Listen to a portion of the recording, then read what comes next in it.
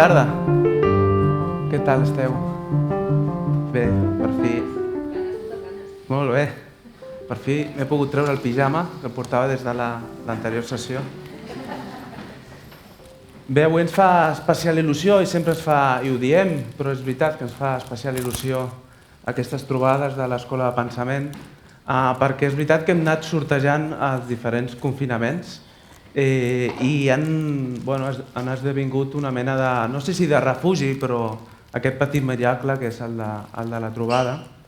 La veritat és que ens fa especial il·lusió que estigui el David Trueba entre nosaltres com a convidat, perquè quan nosaltres pensàvem en la Marina, doncs el programa del que havia de ser aquest curs, sabíem que el Teatre Lliure estava reflexionant sobre la idea del feixisme, si el feixisme podia ser avui un feixisme comparable al feixisme dels anys 30. Ara el que faré és el que segur que és innecessari, que és presentar el David Trueba perquè vosaltres el coneixeu de sobre, però deixeu-me fer algunes pinzellades simplement perquè després podrem estirar el fil. Ara em passo al castellà, tot i que crec que... No, sí, pots continuar. David Trueba, muchos de vosotros lo conocéis por su articulismo, por su trabajo como periodista.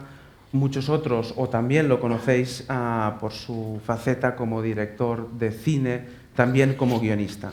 Entre muchas de sus películas encontramos La buena vida, Soldados de Salamina, que como sabéis marcó de alguna manera un antes y un después en el cine contemporáneo español, y Vivir es fácil con los ojos cerrados, que tuvo un gran éxito, en especial con 6 premios Goya.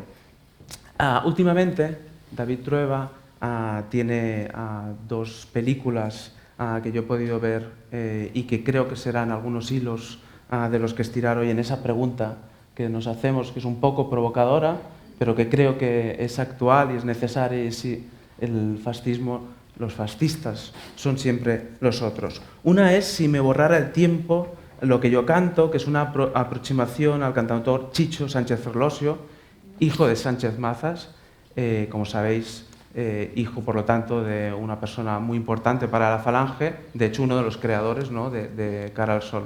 Esa película, ese documental sobre Chicho Sánchez Ferlosio, primero nos cuenta una cosa absolutamente sorprendente, que es el éxito que tuvieron sus canciones cuando estaban absolutamente prohibidas en España, en Suecia.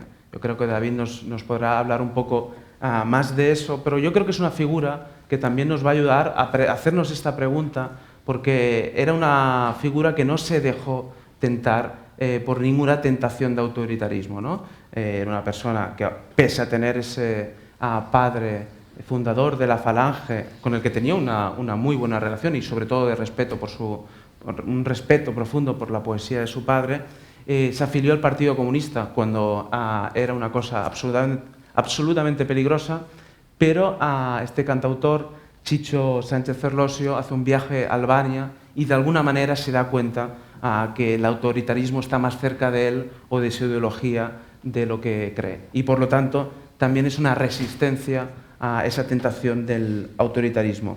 Decía que esa es una película bastante actual, es del 2019, y aún más actual encontramos A este lado del mundo, una película que reflexiona o que narra la posibilidad o la imposibilidad de esas fronteras creadas en Melilla, en las vallas, en las concertinas, y cómo el prejuicio también es una forma de autoritarismo.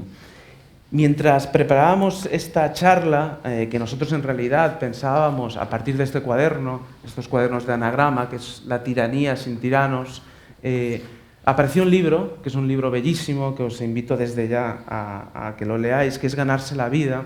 Y Ganarse la vida en realidad es una celebración, es la celebración de 25 años de oficio y de vocación como escritor de David Trueba. De hecho, lo que celebra David es que en 1995 apareció su primera novela, Abierto toda la noche. Luego, como sabéis, llegó Cuatro caminos, Saber perder una... Cuatro amigos. Hay 4 amigos. No, Cuatro caminos es donde vivía. He hecho un...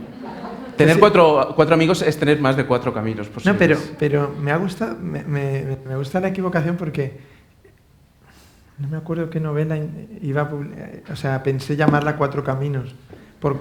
Es que en Madrid la plaza, aquí también existe, sí, ¿no? El Cuatro Caminos, pero en Madrid la plaza de Cuatro Caminos era como para mí el centro, ¿no? de la ciudad, que es casi la periferia, pero...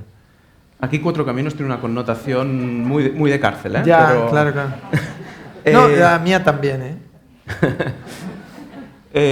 Y bueno, las novelas que todos conocéis y que es esa celebración. Yo le decía antes que yo creo que en la escuela ya había citado una frase de María Zambrano. A mí me gusta mucho que se llame una celebración, porque María Zambrano decía que tendríamos que tender a una celebración sin rastro de triunfo, ¿no? Y hoy vamos a hablar un poco de qué tipo de celebración es esa celebración que no tiende a la victoria.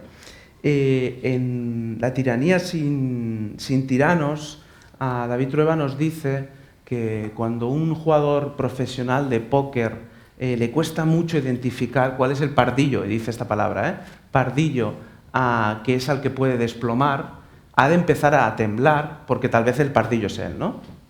Esto nos pasa un poco, nos dirá... No, a un profesional no le pasa a un jugador.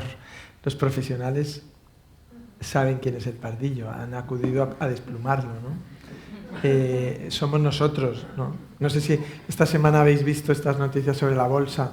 Ahora ya nadie es tan inocente, ¿no? Pero ha habido una especie de ataque como viral. Sí. Bolsa, ¿no?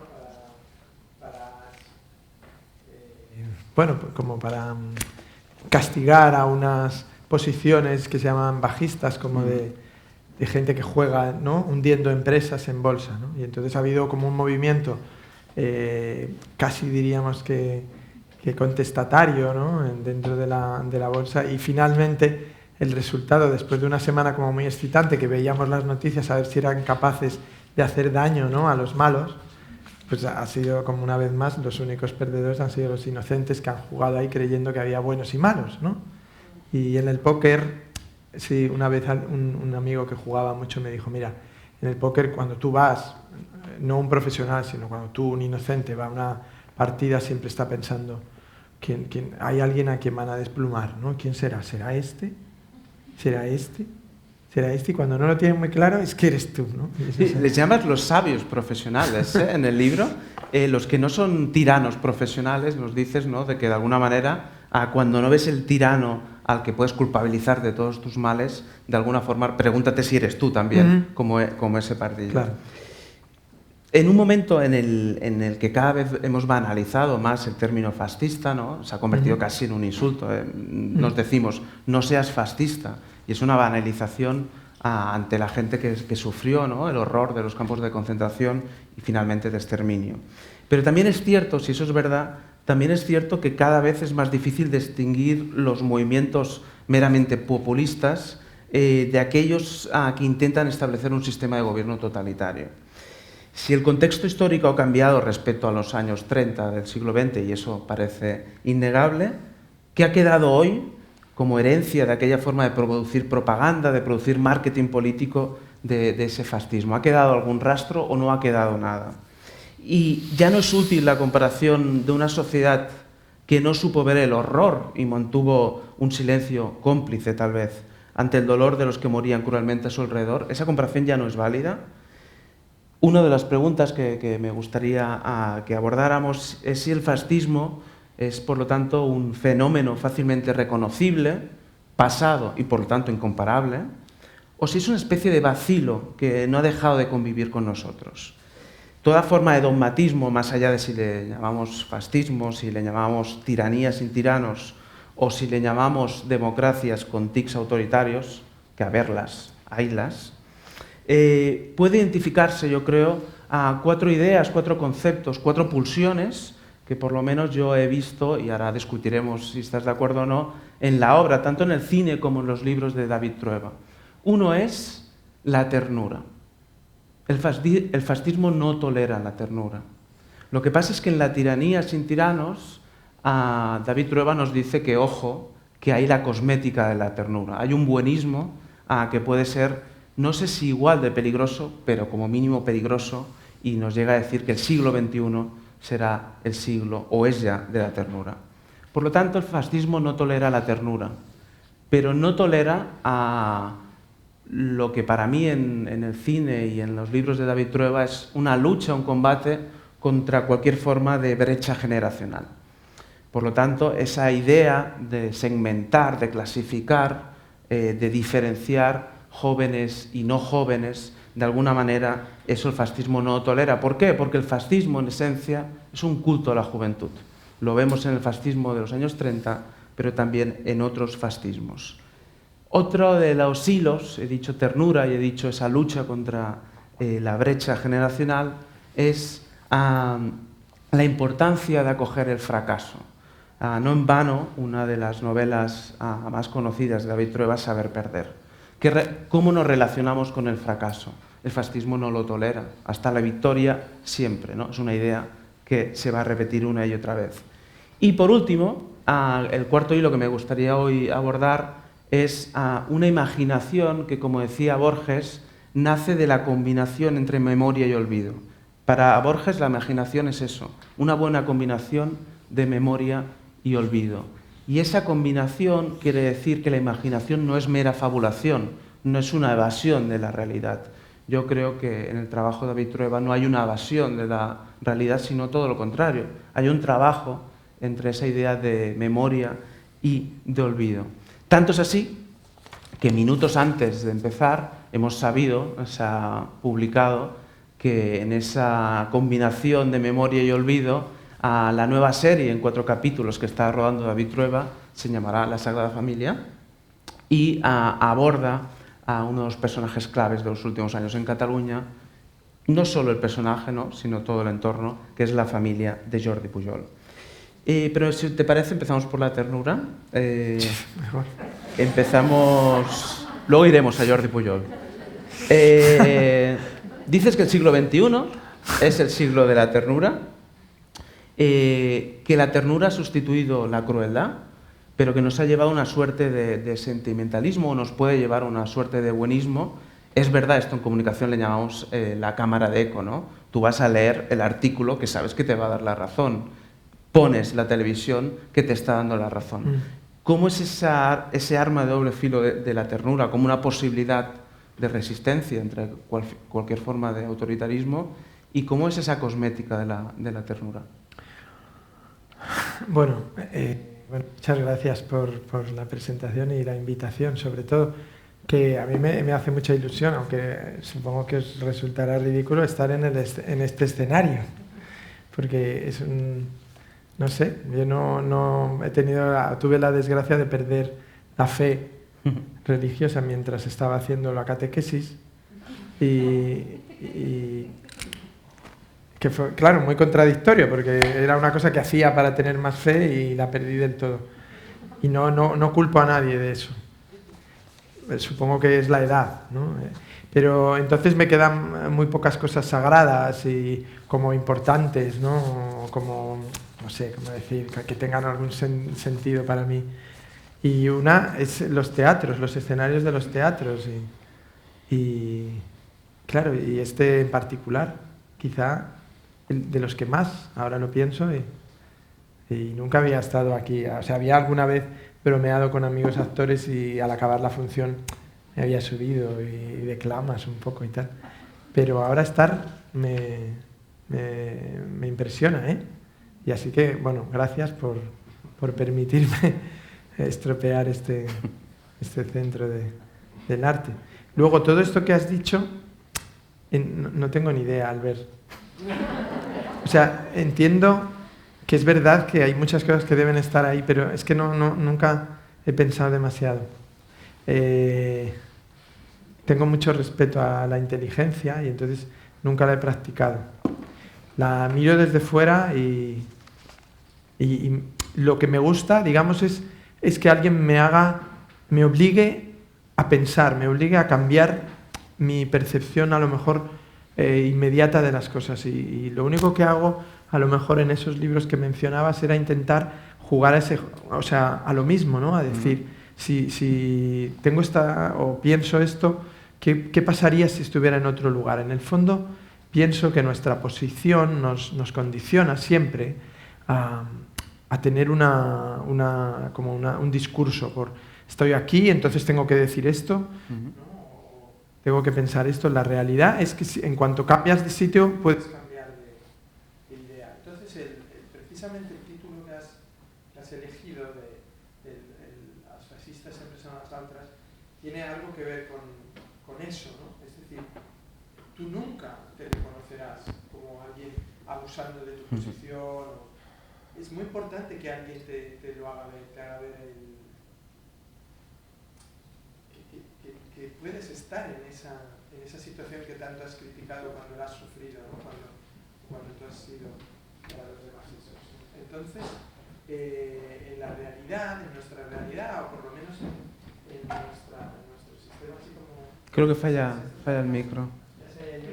Que este escenario yo no estaría a la altura. Hay que acoger el fracaso de los micros también. Pero bueno, sin micro se me oía también, ¿no? Porque proyecto...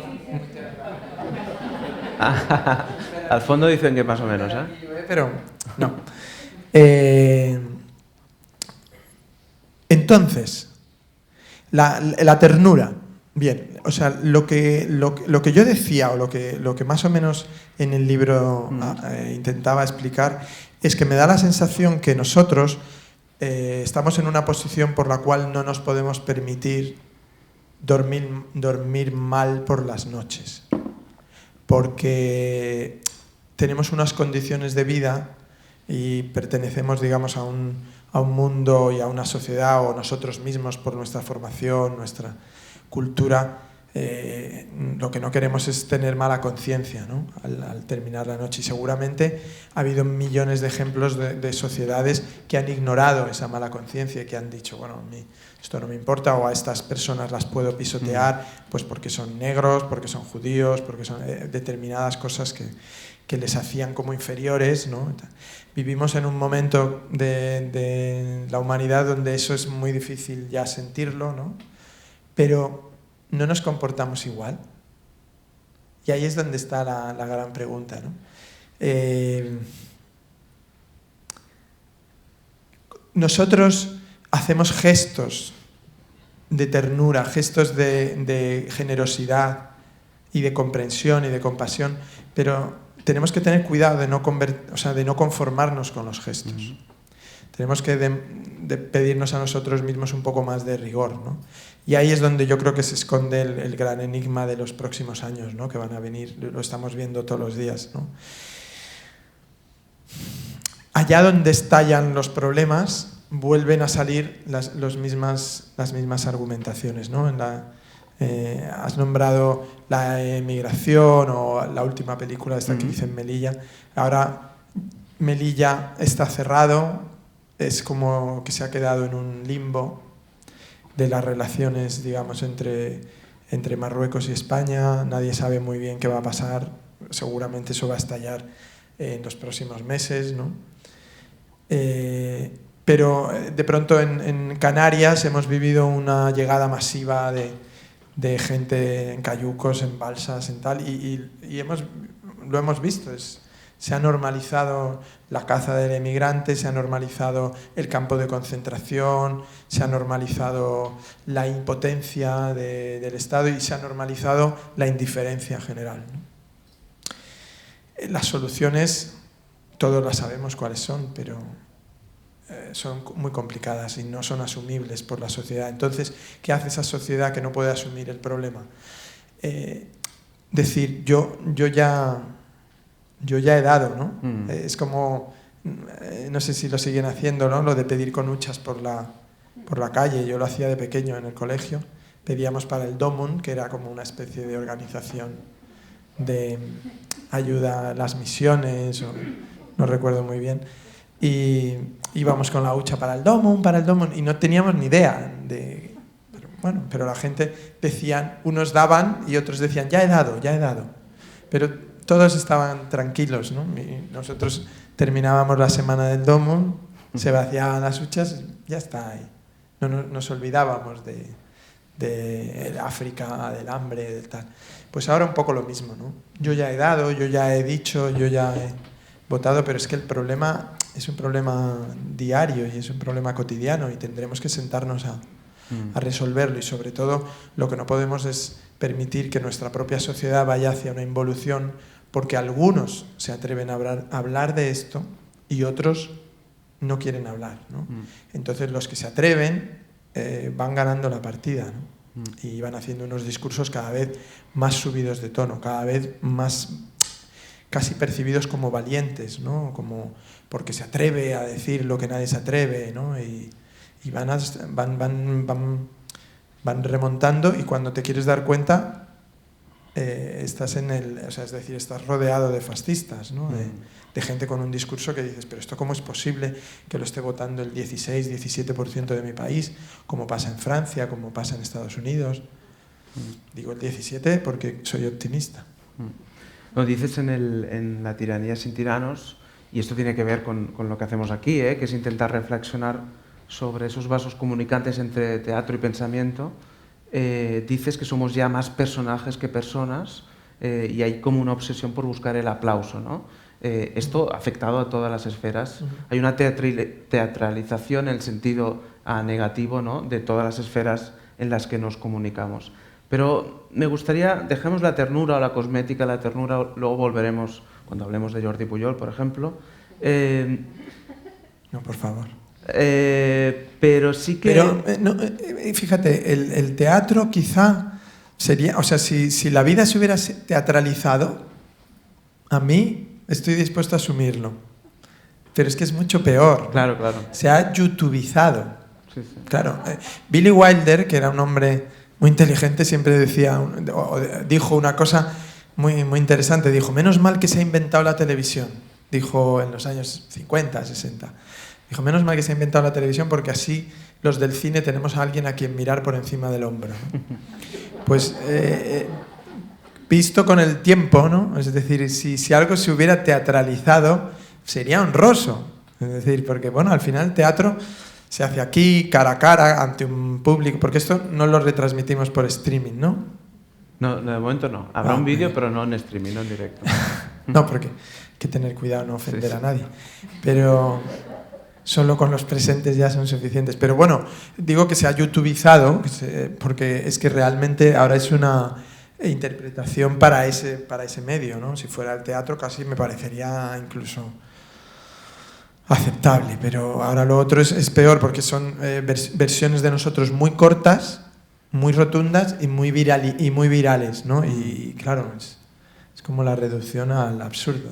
Tú, de hecho, has sido siempre un defensor de la televisión, y en ganarse sí. la vida dices algo que me parece importante, ¿no? Dices, estás hablando de televisión, de tu formación también como espectador, dices, la cultura, cuando eras muy joven, adolescente, la cultura asomaba en los medios de masas sin ser descartada por compleja o inescrutable, pues aún no se había empezado a usar la democracia para anular la democracia, ¿no? No es tanto que sea la televisión o no la televisión, sino es esa necesidad de quitarle complejidad y llamarle teatro del mundo a una cosa que no tiene nada de teatro, igual que cuando insultamos a alguien le llamamos payaso, que seguramente es todo menos un payaso. Es que yo me enfrenté, mira, cuando yo era joven, en mi casa mi padre era un tirano que había perdido el poder, porque yo era el octavo y los mayores le habían triturado. Es decir, él los había tratado de disciplinar firmemente y finalmente había sido derrotado, ¿no? Y entonces yo ya llegué a podríamos decir, como a una dictadura, eso que se llama el tardofranquismo. Bueno, de hecho coincidía. Era como si fuera un dictador cansado que ha existido, y que es un dictador que va como, bueno, venga, vamos, no vamos a fusilar tanto, no vamos a matar tanto, y mi padre era eso, era un tirano ya sin reino, ¿no? Y entonces los tiranos que me encontré eran algunos profesores del colegio al que iba, ¿no? Grandes tiranos todavía con el poder que da, que no tienes que convivir con los alumnos durante todos los años, sino solo curso a curso. Entonces eso te permite ejercer un poder brutal. Pues hasta eso también lo vencimos y lo derrotamos. Y nos reuníamos y íbamos allí a los curas y les decíamos, no, oiga, que no queremos ir a misa. Y como había acabado el franquismo y había habido una orden que había dado el gobierno de Suárez, que era que no se podía pegar a los chicos, pues ya los pobres estaban estaban hundidos, porque hasta entonces una bofetada o un castigo físico y tal, pues imponía. Pero ya los pobres tenían que dialogar y tal, y iban perdiendo la batalla, porque si algo sabe hacer un chico de 13, 14 años es dialogar. O sea, es decir, es capaz de, para justificar que no ha hecho los deberes, o que no quiere hacer gimnasia, o que no quiere tal, es capaz de hacer una dialéctica del no maravillosa. Entonces los profesores al final era como, bueno, venga, pues...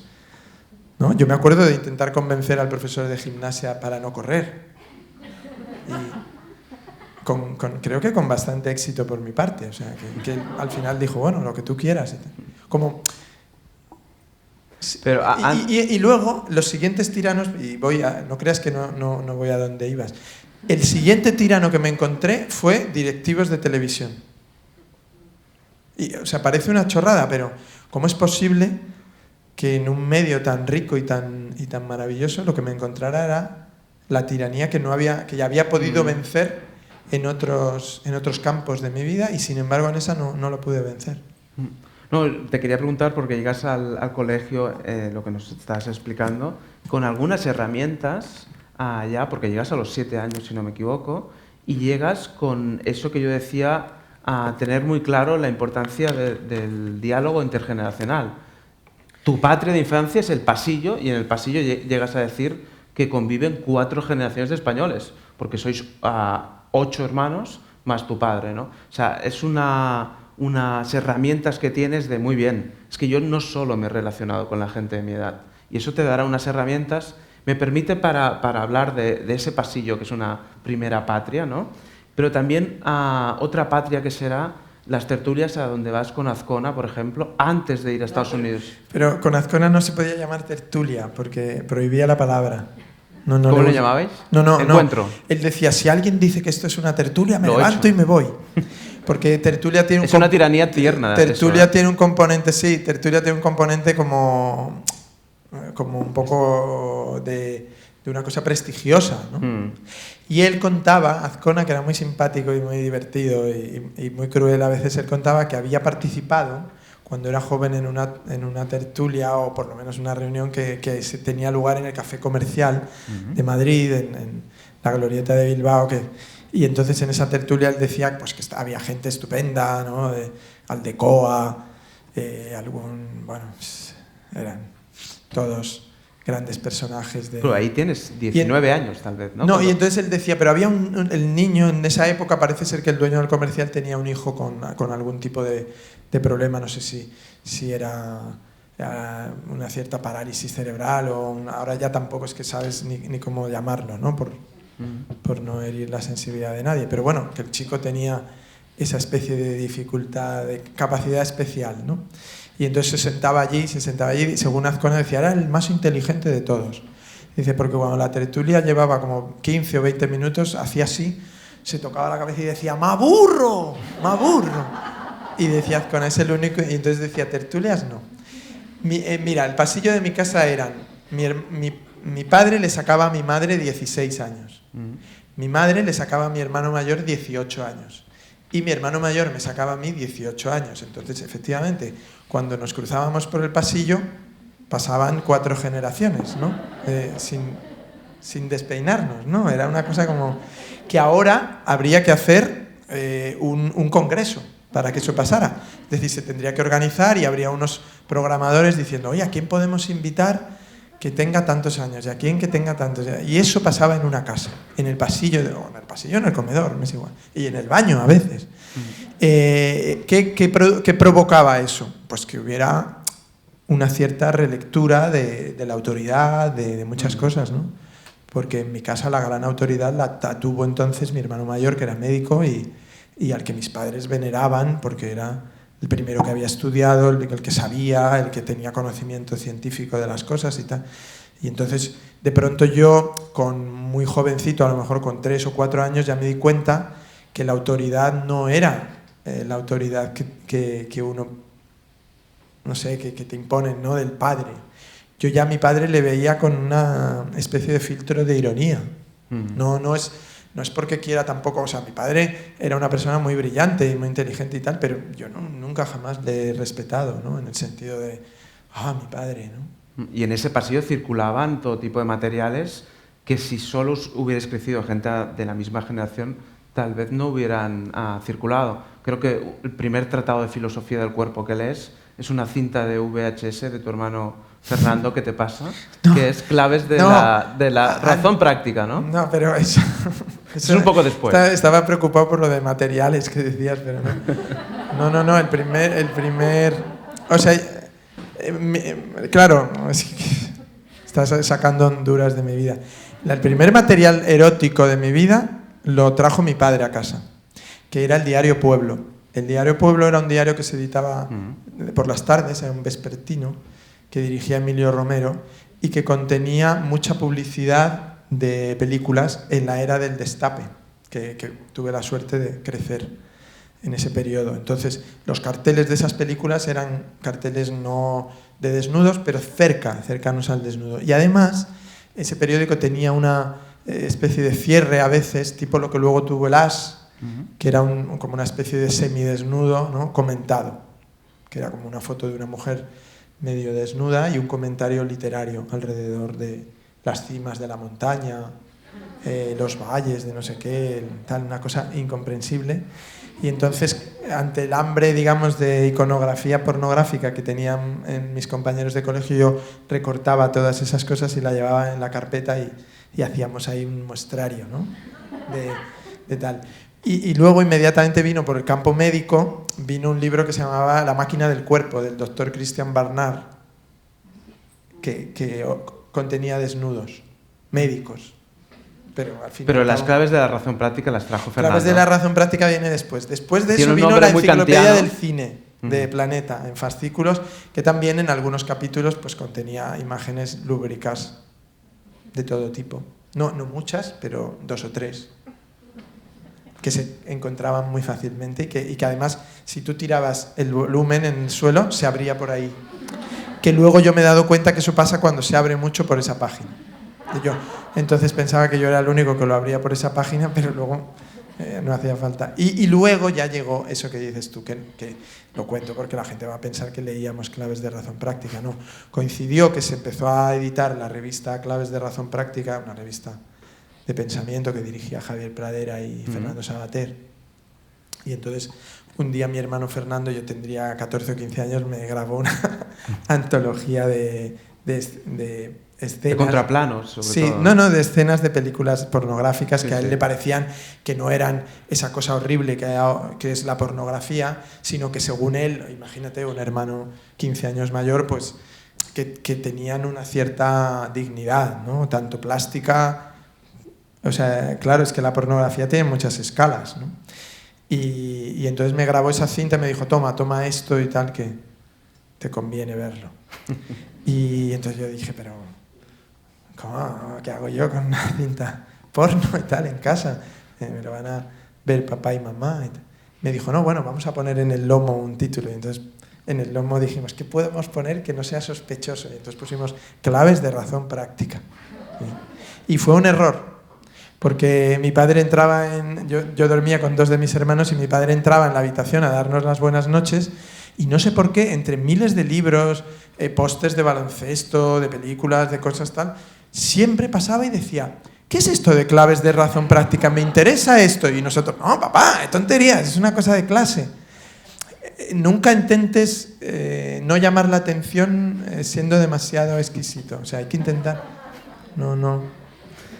un poco antes. O sea, si hubiéramos puesto pornografía, mi padre lo habría ignorado también por miedo. En cambio, eso le la duda es lo que pero no sé por qué hemos llegado a esta, Vamos un poco antes. Triste... porque claro, los chicos ahora no pasan este calvario, ¿no?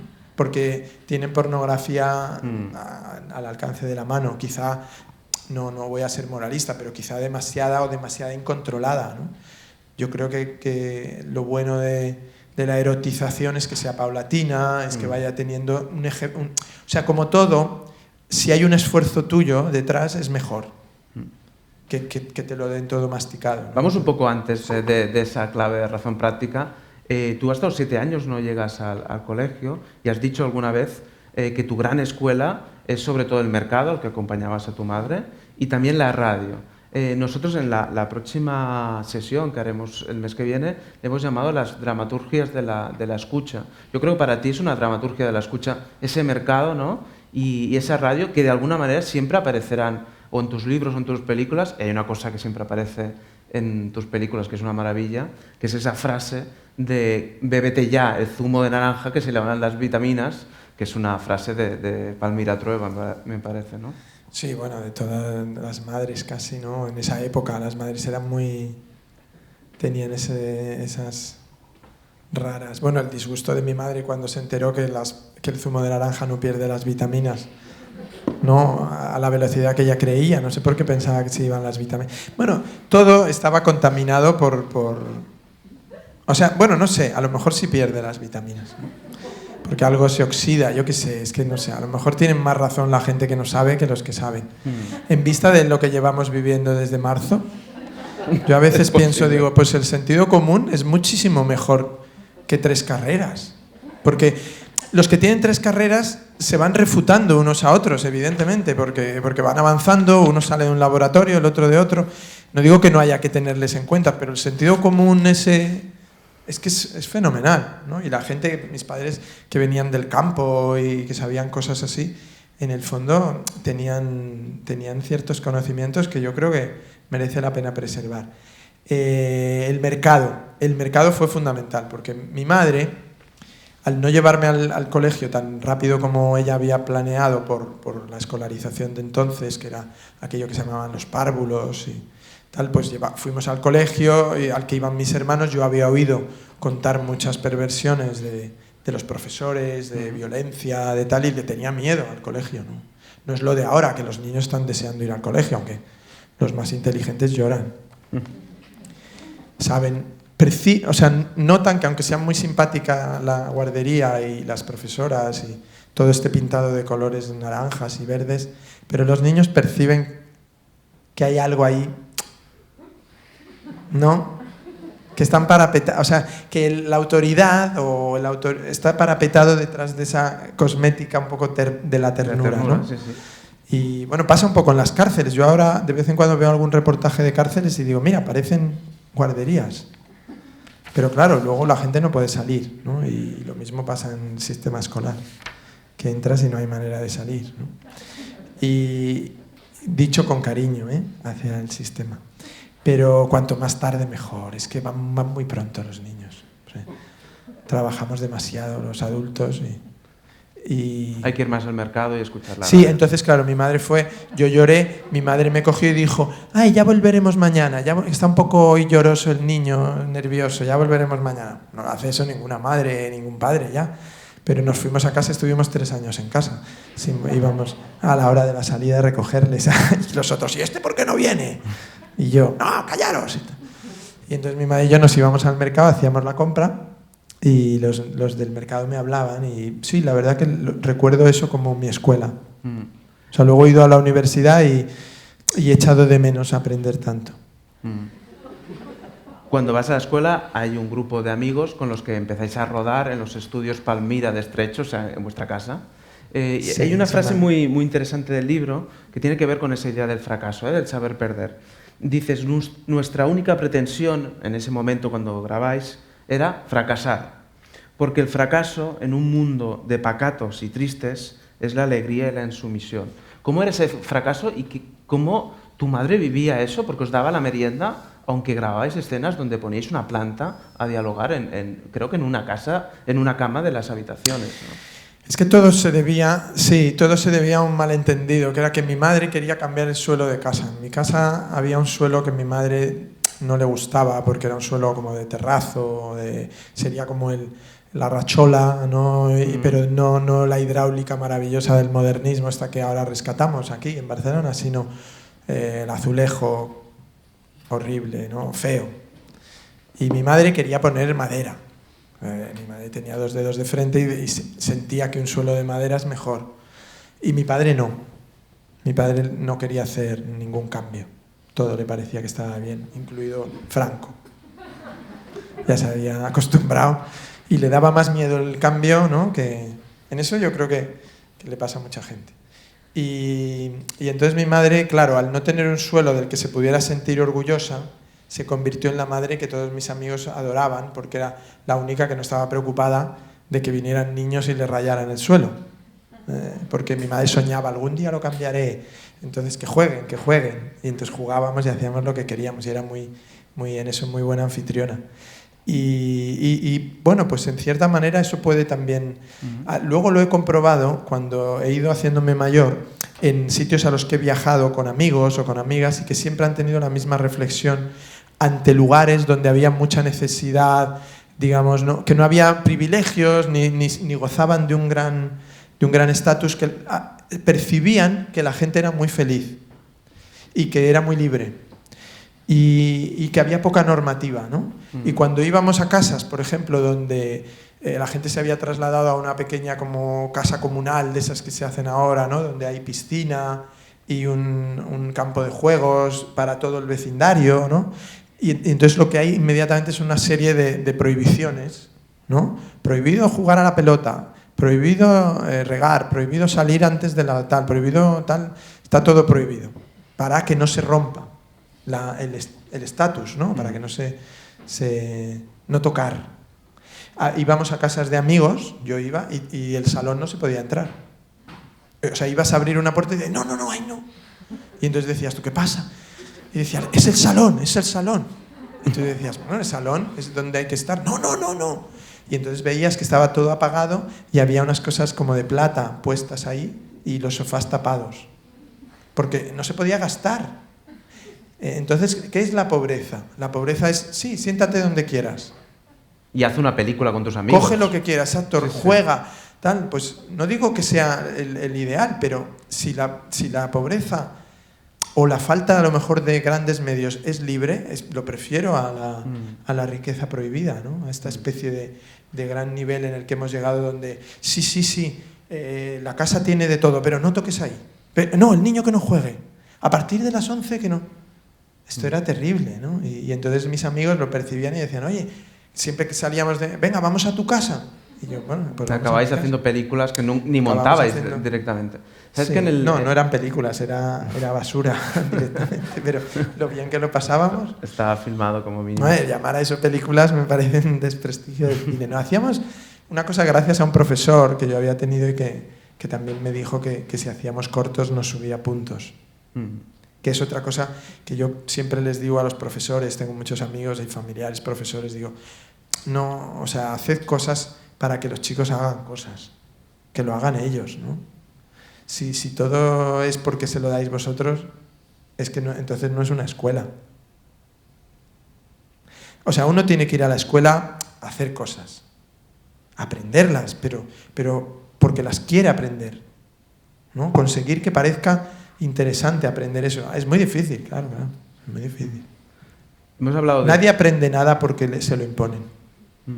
Hemos hablado del fracaso como una posibilidad de divertimento, incluso. Ahora estáis hablando cómo hacíais esos cortos.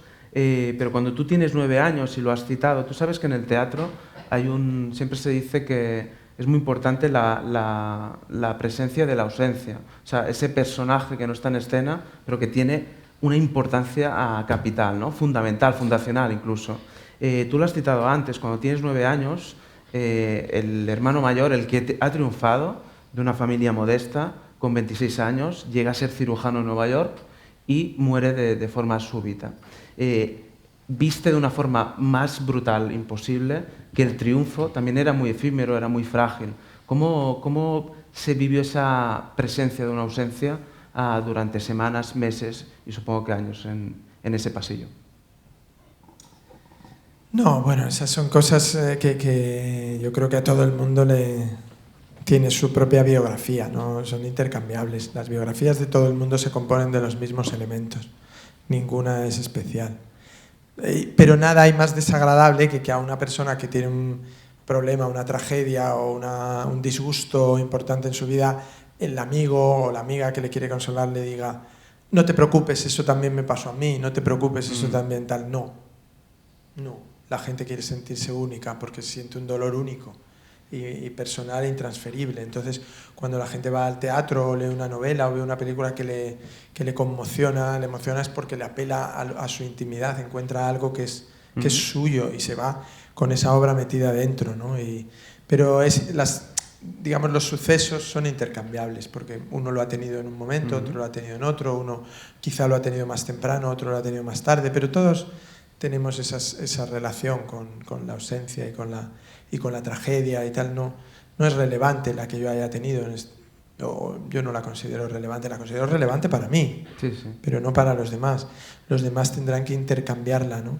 Lo que sí me di cuenta es de que la vida iba en serio, como decía Gil de Viedma. Es decir, que aquello que parecía irrompible era más frágil de lo que creíamos. Entonces eso sí me enseñó a disfrutar y a darme cuenta de lo importante que era hacer reír a mis padres, a mis hermanos, de lo importante que había sido todo momento vivido en cierta manera, todo tal. Y bueno, y desde muy joven tuve esa especie de sensación de que todo lo que venía detrás era un regalo, y la sigo teniendo, ¿no? Siempre he sido una persona muy optimista. No soy una persona que no vea los peligros y que no sea prudente y que no tal, pero soy optimista porque pienso, bueno, si nos podemos levantar mañana, podemos solucionar lo que nos preocupa, ¿no? El problema es cuando no nos podemos levantar, pero si mañana podemos salir, se puede arreglar, y por eso me cabrea tanto la situación en general que se transmite a la gente joven, ¿no? De decirles, vuestra vida va a ser peor que la de vuestros padres, vais hacia un mundo tal. ¡Qué chorrada! Vamos hacia el mundo que ellos sean capaces de generar, no el mundo, porque el mundo es muy grande. Y cada uno tiene que salvar la primera obligación de una persona es salvar su entorno inmediato, ¿no? Es decir, siempre me ha parecido que intentar salvar el mundo antes de de intentar hacer del mundo un lugar mejor, antes de intentar hacer un lugar mejor tu rinconcito, donde estás con los 3 o 4 íntimos, es como ser demasiado ambicioso. Poco a poco, ¿no? Vamos a ir... Dices que a partir de ese momento te das cuenta de la importancia del humor, de hacer reír también a tus padres, a tus hermanos, y hay una revelación en ganarse la... Es que antes no me había dado cuenta. Antes lo hacía porque era la única manera de tener participación. Claro. O sea, en mi casa, imaginaros, eran todos muy inteligentes y muy preparados, y eran muchos a la hora de comer o de cenar. Entonces se sentaban todos en torno a una mesa. Y uno era médico, el otro era profesor de dibujo, el otro era cineasta, los otros eran estudiantes de un nivel más alto que tú. Tus padres, su experiencia, digamos, de vida. La televisión, que estaba siempre el telediario o en los programas estos emitiendo. Entonces, claro, tú eras el pequeño ahí y a mí nadie me hace caso. Entonces yo me di cuenta que si decía algo humorístico, gracioso, o contaba una anécdota que me había contado en el mercado no sé quién, que todos se paraban y decían, sí, ¿cómo? ¿Qué te ha dicho? Pero también se establece para ti una lección de ética, y déjame que te pregunte sobre casi filosofía, pero hay una revelación. Tú dices que Keaton es Kant, ¿no? Tu descubrimiento de Buster Keaton, ¿no? Yo creo que es una de las frases más lúcidas del libro, porque realmente descubres después de esa tragedia que Buster Keaton es Kant, ¿no? Esa fragilidad que descubres en el cine de Keaton. Es que se reestrenaron, todo tiene una explicación, se reestrenaron las películas de Buster Keaton en los cines y en los cine estudios o lo que fuera entonces, ¿no? Y pues bueno, mira, esta semana se ha reestrenado El Chico o se ha puesto en algunas salas, ¿no? de Chaplin. Pues pasó algo parecido, solo que con varias películas de Keaton, era como un ciclo, y entonces, aunque las habíamos a lo mejor medio visto en la tele o lo que fuera, el caso es que íbamos a la sala de cine, y entonces sentado ahí, de pronto tuve quiero decir, lo he entendido ahora, los últimos años, pero entonces me sentaba y de pronto me di cuenta que Buster Keaton para mí representa la manera de estar en el mundo. O sea, es un tipo que hace es como si fuera una lección, ¿no? yo soy un tipo humilde, soy una persona que no soy brillante, que no soy fuerte, que no soy poderosa, pero tengo una cosa, un elemento para luchar contra todas las fuerzas, que son las fuerzas del mal, siempre representadas por pues, los poderosos, los ricos que se quieren apropiar de la muchacha que él amaba, o del negocio de su padre que era ruinoso, de tal. Realmente, la vida cotidiana, ¿no? Luego, las catástrofes naturales. Siempre están llenas, las películas de Buster Keaton están llenas de cosas que uno no puede, una inundación, un huracán, un barco que se hunde, una locomotora que ha perdido el rumbo, la guerra, tal, no sé qué, o sea, los desastres naturales. Y él siempre está en el único sitio en el que una persona no debería nunca perder, que es la decencia moral. O sea, la decencia. Su comportamiento es de una decencia todo el rato. No quiere ser el protagonista, no quiere ser el ganador, no quiere ser nada, pero lo que dice es: de mi sitio, de lo que yo considero mi nadie me puede mover. Y no pertenece, digamos, tampoco a lo heroico, ¿eh? Todo lo contrario. Sí, sí. Es uno que intenta que no. De hecho, va a una guerra y se viste la mitad del uniforme de un bando y la otra mitad del otro, porque lo que no quiere es luchar, o sea, es decir, lo que quiere es irse a su casa, volver a su casa. Entonces, esa posición yo, vamos, no me daba cuenta, pero de pequeño yo la veía y digo, claro. Y ahora con el tiempo lo veo y digo, claro, Buster Keaton. ¿Qué haría Buster Keaton en esta situación? ¿Qué haría en este problema? ¿Qué haría en este otro? Pues su decencia, la decencia, que es: esto no se puede hacer. Esto, aunque no me vean... Mira, había una escena, es que sería bonito proyectarla, fíjate, ahora mismo que estamos hablando de esto. Hay una película que a mí me encanta de él que se llama como Sherlock Jr., que en español se titulaba El joven Sherlock Holmes, ¿no? Entonces él fantasea, porque trabaja en la cabina de un cine, fantasea con ser un investigador privado, ¿no? Pero es un pobre miserable, pobre desgraciado, que ama a una chica que no le hace caso porque no tiene posición social. Y entonces quiere comprarle un regalo porque ha visto que el otro pretendiente le ha comprado un regalo. Y entonces él se da cuenta de que bueno, si barre entre los papeles que dejan a la puerta del cine, a veces se encuentra algún billete, ¿no? Y entonces el tipo está barriendo allí, tal, no sé qué, y le van pasando 3 cosas seguidas que son maravillosas. Una, que no es que encuentre un billete, es que encuentra una cartera llena de billetes. Pero se la guarda. Y entonces cuando viene un señor que se pone a buscar su cartera, él le dice: ¿es esto? Y el otro coge la cartera y se va.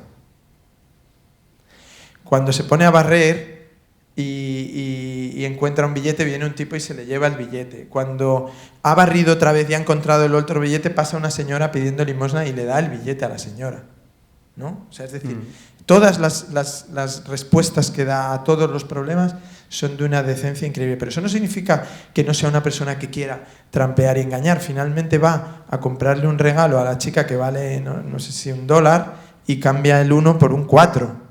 O sea, porque lo que quiere es decir a la chica: es más caro el regalo que te hago y tal. O sea, no es tonto, ni es un tipo de una honestidad brutal. No. Lo que es muy decente en sus trampas, y esas cosas a mí me gustaban mucho. Es una ternura sin cosmética, tal vez, ¿no? Sí, bueno, es que la ternura con cosmética es una cosa que a veces no nos damos cuenta nosotros. Mira, ahora lo vemos con la emigración. Nosotros tenemos una manera de sentirnos contentos, digamos, de nosotros mismos, porque es que hay un barco en el Mediterráneo que se llama Open Arms, que pilotan unos chicos de aquí de Barcelona estupendos y tal, a los que todos apoyamos en la medida que sea y les deseamos que hagan su labor y tal, y no sé qué. Y los queremos mucho. Y ya está, yo ya he dado, ¿no? Pero ¿qué ocurre? Que a todos los rescatados por el Open Arms, por suerte, los que no se han ahogado, los que no han perdido la vida, pasan a los suburbios más o menos abandonados de nuestras ciudades, o más o menos problemáticos de nuestras ciudades. Yo no veo nunca que haya un problema migratorio en el barrio de Salamanca ni en Pedralbes. Siempre hay un problema migratorio en San Andreu, en Cornellà, en Canarias, en Mogán, en no sé dónde, ¿no? Siempre están allí, en esos sitios. Y esa gente que vive allí ya tiene muchos más problemas. Entonces, se les añade un problema más, que es un núcleo de gente que ellos no pueden ni controlar, ni ayudar, ni no sé qué. Y entonces es como que trasladamos el problema. Y cuando esas personas se transforman en formas de fascismo, en formas de rechazo, de tal, nosotros decimos muy dignamente, eso no puede ser. Eso no puede ser, no podemos tolerar ese discurso tal. Bueno, pues a lo mejor ese discurso es una cadena desde nuestra cosmética de la solución, ¿no? Que es, nosotros somos muy buenos porque hacemos esto, pero ya no somos nada en esa otra situación. Y a eso es a lo que me refiero, ¿no? La cosmética de la ternura es decir, es solidarizarte con una causa por Instagram o por el tweet. Eso sí, el hacer una donación. Bueno, es que yo he vivido en un entorno muy católico que era profundamente... Era eso. Era una confusión entre caridad y solidaridad. Sí, ir a misa, dar el domingo una de estas, los mendigos ahí en fila, y todos están contentos, ¿no? Llega el momento de dar la palabra al público, pero antes déjame, porque hemos ido pasando por diversas escenas de tu vida que evidentemente están tejidas con tu obra. Hay un momento, después de las escenas que hemos visto... un poco penosas de mi vida. No, hombre, no. Ahora este te va a gustar. Hay un momento que le dices a tu madre, a Palmira, que vas a ser padre y le pides un consejo. Una mujer que ha tenido 8 hijos, ¿no? Y te dice, hagas lo que hagas, sí, te equivocarás. Pero es un equivocarás que no es una invitación, no a la desesperación, sino una esperanza que no tiene nada que ver con el triunfalismo otra vez, ¿no? ¿Cómo es ese consejo? ¿Cómo lo adoptas? ¿Y cómo entiendes que la esperanza no está precisamente en acertar, sino en equivocarte juntos, ¿no? Eso también es la construcción de unos amigos o de una familia, ¿no? Sí, sí. Bueno, eso lo he repetido muchas veces a mis amigos cuando han sido padres o madres, porque me impresionó mucho, ¿no? Mi madre, que yo considero que ha sido una madre muy, muy buena en muchísimos aspectos, sobre todo en que era una persona muy poco histérica. Y eso nunca se lo agradeceré lo suficiente, porque me ha hecho ser una persona muy poco histérica en la vida. Es decir, que tú ibas con el brazo abierto, una herida, el otro se había roto la cabeza, el otro tal, y encontrabas una especie de saber estar de nuevo, ¿no? Bueno, no pasa nada, chicos, iros a esa habitación, voy a curar a vuestro hermano, ahora voy a ir al hospital, prepararos la cena, tú cuida de los más pequeños, tú cuida tal, todo va a estar... Tú no llores, no te preocupes, que esto no es nada, vamos a limpiarlo, y ahora sí. Y te ibas allí, ¿no? a cosas que en otras situaciones he visto a gente que los adultos ponen más nerviosos a los niños, en esas niños o incluso entre adultos, ¿no? Esa especie de histeria, bueno, pues de no saber cómo comportarse en esas situaciones, y eso lo he agradecido mucho. Pero esa cosa exacta de cuando puedes presumir de tus éxitos, porque claro, a mi madre muchísima gente le ha dicho, porque he tenido algún otro hermano que ha sido conocido, o mucha gente conocía a varios de mis hermanos, y siempre le decían, ¿pero qué le da usted de desayunar a sus hijos, que le han salido tan tal, ¿no? Y tan menos guapos? Y entonces mi madre siempre era, no, mucho.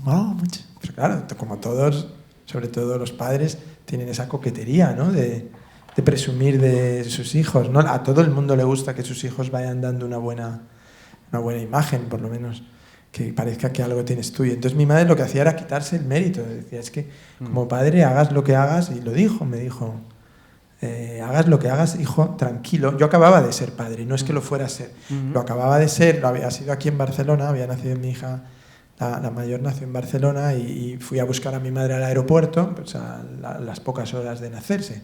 Cogió un avión y vino, ¿no?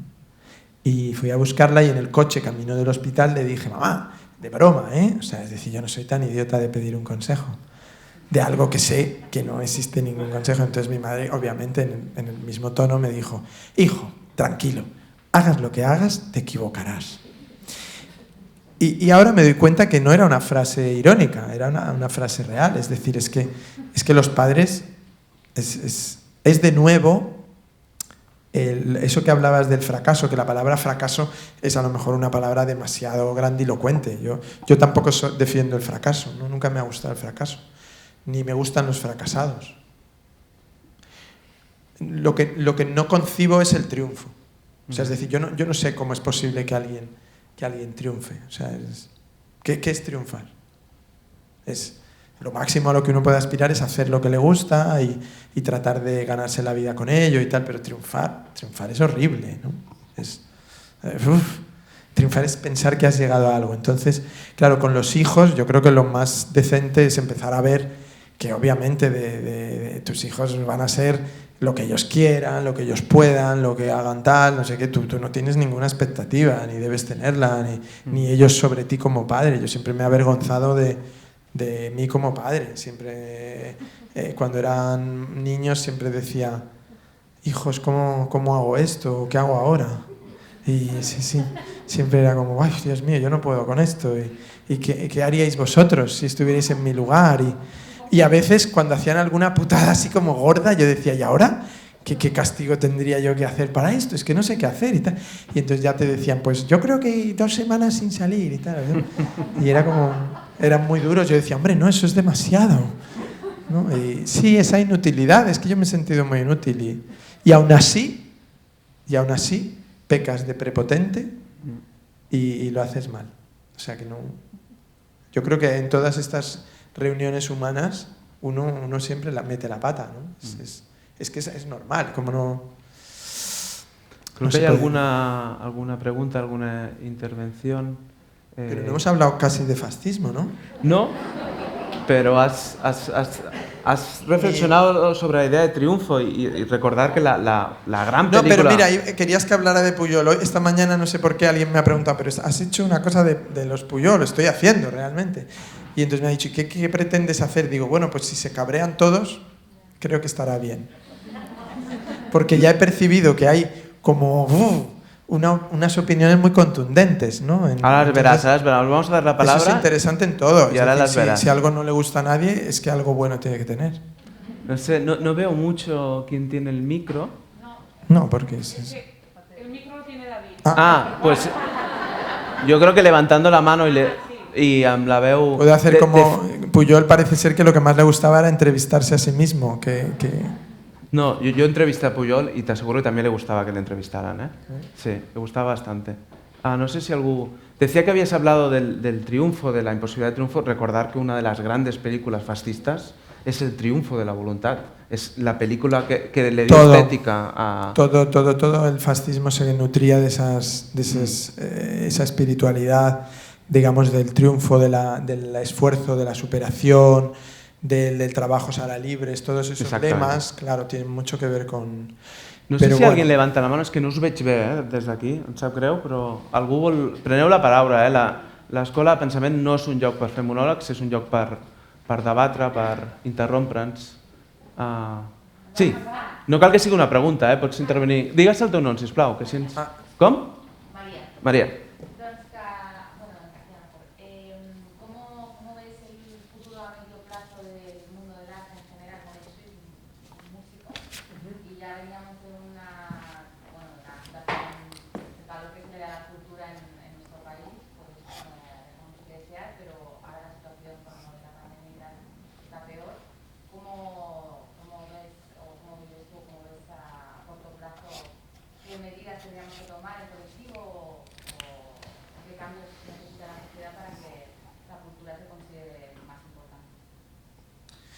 Bueno, es una gran pregunta, pero la verdad es que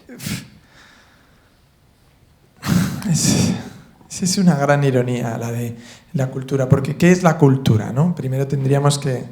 Porque a lo largo del tiempo lo que aprendemos es que cosas que no eran consideradas cultura han pasado a serlo, ¿no? Es decir, la música rock, el entretenimiento, el tal, bueno, pues la gente eso no lo consideraba cultura, la gente en aquel tiempo consideraba cultura la música clásica, el tal, digamos que la cultura yo creo que se va vertebrando más allá incluso de lo que nosotros mismos podemos predecir y se va introduciendo en las cabezas de la gente aunque la gente no quiere. En el fondo, si a mí me preguntaran qué es la cultura o lo que yo considero que es cultura, yo diría que son aquellas cosas que hacen que una persona en caída libre tenga donde agarrarse.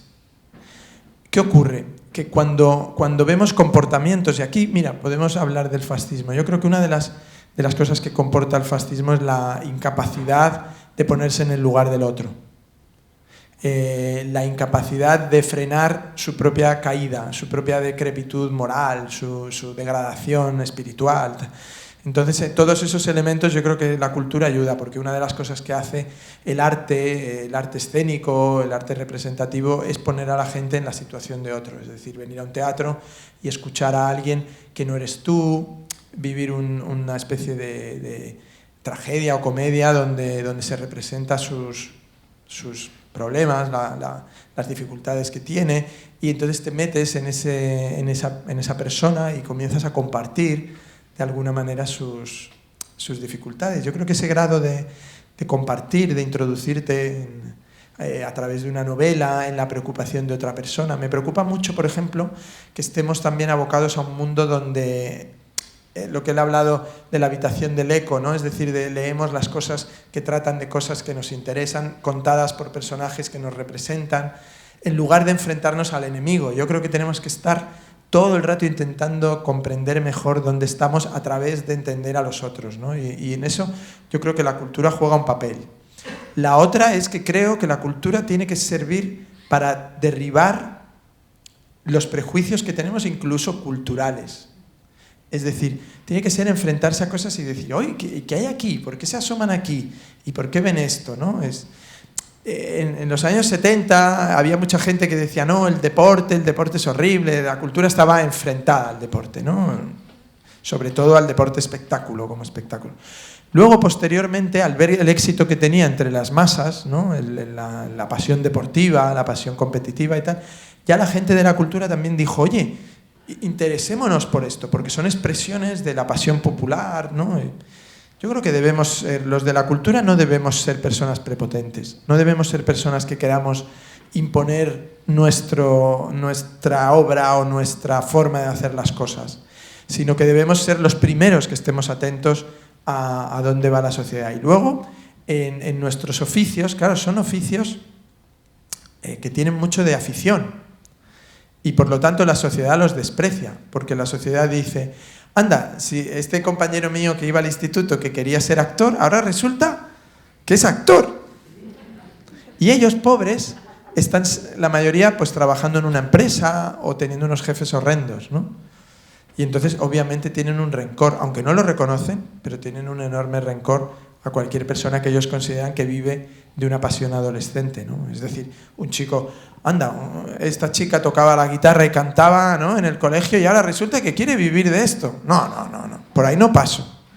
Y entonces se van destrozando todos los vínculos entre arte e industria o arte y mantenimiento y tal. Y entonces, bueno, el artista en eso tiene una capacidad de resistencia, yo creo, que supera todo. Y también son profesiones embudo, ¿no? Es decir, se van poniendo dificultades para que no se dedique todo el mundo a ellas. Entonces, la sociedad tiene que transmitir, en general, que a los chicos de 14 años, ¿no? Cuando están en el instituto, la sociedad les manda un mensaje, que es esto que te gusta, no lo vas a poder hacer. Esto que para lo que sirves, no lo vas a poder hacer. Este sueño que tienes, no lo vas a poder hacer. Esta chica o este chico que te gusta, no, este tampoco vas a poder tener con él. Esto que te... Ostras, y entonces, claro, ese mensaje es constante y entonces de ahí sale una persona que si se dedica a lo que le gusta, tiene que ser porque le guste más allá de las condiciones en las que lo tenga que hacer, ¿no? Y con esto no digo que la sociedad deba abandonar lo cultural, pero es que es evidente, o sea, es decir, tú has oído hablar de los problemas que tienen los músicos, de los problemas que tienen los actores, de los problemas que tienen cualquier tipo, frente al problema que tiene la hostelería, frente al problema que tienen los gimnasios, frente al problema que tienen las... No, es que para la gente son problemas como... Sí, exacto, pero si hace lo que quiere, ¿no? Que David, pague un alto precio por ello. Tienes una pregunta por aquí. Digue'ns el teu nom, sisplau, així ens... Com? Ever.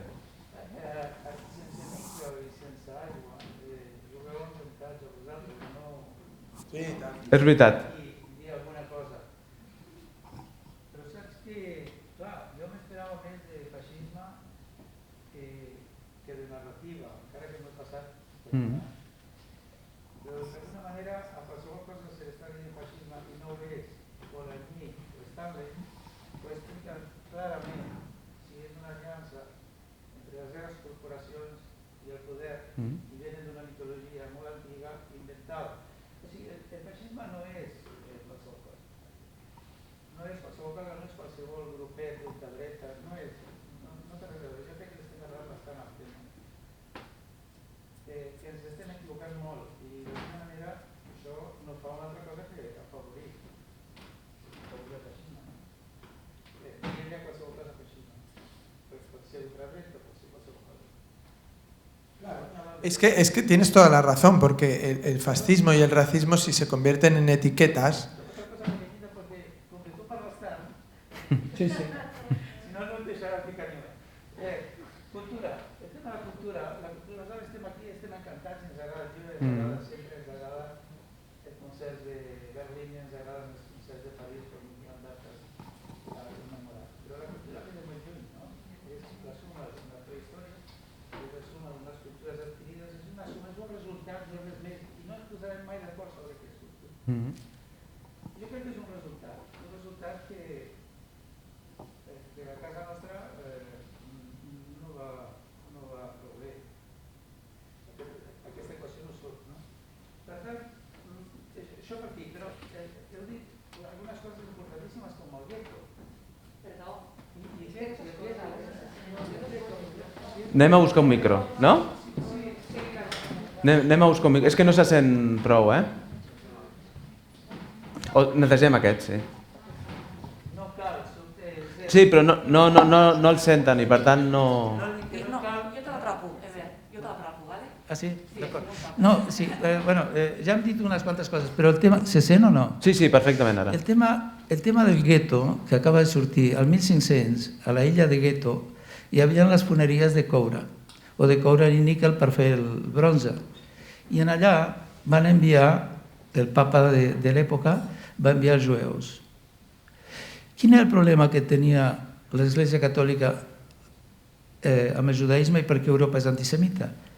Perquè és antifeminista. El poder de la dona dintre de la cultura jueva és molt important. Per tant, el més sensat era enviar aquells jueus a que inhalessin vapors de coure i es morissin més aviat, quan més aviat millor. El gueto per si sol, i que ha ocupat un vastíssim espectre cinematogràfic, és importantíssim. Però és que no... El que parlàveu sobre les migracions, on voleu que vagi aquella gent quan no hi ha una solució ni econòmica ni social? Van al gueto, però a més el gueto està fabricat des del 1500, està inventat perquè es quedin allà i es puguin podrir. I d'això hi ha pel·lícules magnífiques, que tots hem vist segurament. A mi em falta una miqueta sortir d'aquí amb una idea més clara de què pensem sobre el feixisme, de definir-lo, teòricament definir-lo, que vosaltres teniu la capacitat, o tu, Lledó, de definir-lo, o algú que estigui aquí podria fer-ho més bé que jo, que soc un aficionat. Per tant, aquesta inquietud, sencillament. Queda apuntado, yo creo que es muy interesante lo del gueto. Si os parece, como queda muy poco tiempo, podemos recoger 2 o 3 intervenciones y cierras, David, pero yo creo que es muy interesante la aportación. Cualquiera que quiera preguntar o intervenir, como veis, no solo hace falta, no solo os pedimos que preguntéis, podéis intervenir con la aportación que queráis. Simplemente si levantáis la mano, creo que las compañeras os verán. ¿Alguien se ha quedado, sobre todo que nos quedéis con ganas de decir algo, de preguntar algo? ¿Sí? Con ganas de que respondas, ¿no? Él está diciendo que le gustaría tener una idea un poco más clara de lo que presentabais en la pregunta que proponéis en este encuentro y no sé si podéis... Yo creo que David responderá mejor que yo, pero cuando decíamos que... Yo al principio decía que es verdad que se banaliza el fascismo cuando decimos eres un fascista, y es casi insultante que se banalice así, ¿verdad? Pero también es verdad, y esto lo dice Hannah Arendt, que es alguien que creo que conocía bien el fascismo, ¿no? Es verdad que han quedado residuos del fascismo en la forma de la propaganda política. Y eso lo dice Hannah Arendt después de asistir a los juicios de Nuremberg, ¿no? Y esos rastros no quiere decir que estemos en un periodo fascista, no quiere decir eso, pero que esos rastros pueden quedar como un vacilo. Yo sería incapaz, me veo incapacitado absolutamente, ya se lo reconozco, de definir qué es el fascismo, pero David te lo va a definir en 3 segundos. No, yo no soy un especialista en nada de estas cosas, ya he dicho al principio que ni siquiera soy alguien que pueda ser un pensador, ¿no? Pero tengo la sensación, a mí la palabra fascista no me gusta porque se usa mucho, la palabra racista tampoco. Siempre pienso, y por eso hablaba, que cuando las condiciones a las que una persona está expuesta hacen variar su actitud, ¿no? Y su posición en el mundo, es decir, tú eres quien eres por una serie de condicionantes y una serie de posiciones en las que te encuentras. Y cuando veo tildar a veces a personas de fascistas o de racistas, siempre pienso, bueno, el que lo hace no está expuesto a esa situación, no está expuesto a ese elemento y por lo tanto le resulta fácil desde fuera, ¿no?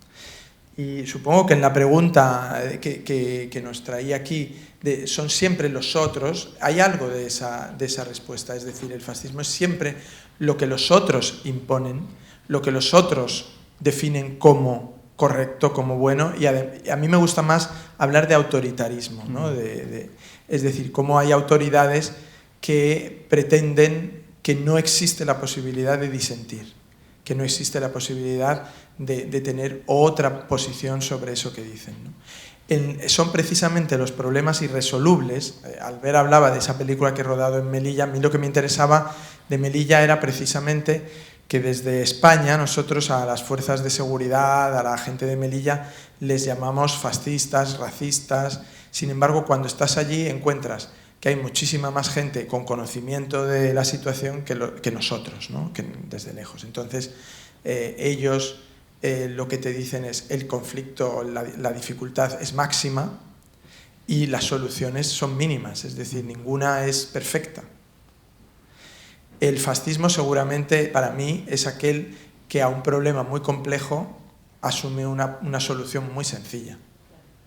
El fascismo es aquel que le dice a la gente, este problema que tienes yo te lo voy a resolver, y le da una opción autoritaria, que es pisotear al enemigo, pisotear al que le molesta, ¿no?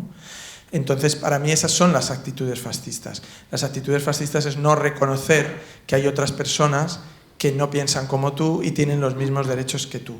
Las personas, él decía, leía una frase sobre cómo la democracia se convirtió en un sistema para perseguir la democracia, que es el sistema numérico, por el cual si yo pongo a votación una cosa y 5 personas dicen que hay que hacerla y 4 dicen que no hay que hacerla, se hace lo que los 5 han dicho.